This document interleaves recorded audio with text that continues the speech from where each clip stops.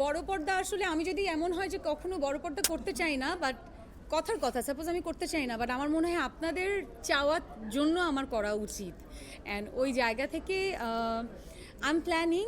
And আমি খুব ভালো গল্প আসলে আমি খুব প্রেফার করি। ভালো গল্প, ভালো প্রোডাকশন হাউস, ভালো director, it's very important for a big big production, right?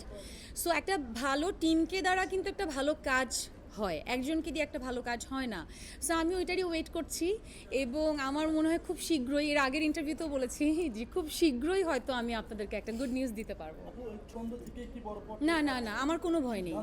না না না, একদমই না, একদমই না। আই থিঙ্ক আমি আমি আসলে অন্যান্য আর্টিস্টের কথা জানি না। If I talk about myself, I am not scared about anything. You know মানে আমি গো উইথ দ্য ফ্লো খুব পছন্দ করি। আজকে আমার একটা কাজ পছন্দ হয়েছে, আমি করছি। কালকে আমার আরেকটা কাজ পছন্দ হবে, গল্প পছন্দ হবে, আমি করব। আই উইল নট থিঙ্ক যে আসলে কাজটা ভালো লাগলো কি লাগলো না, ফ্লপ হবে না হিট হবে। কারণ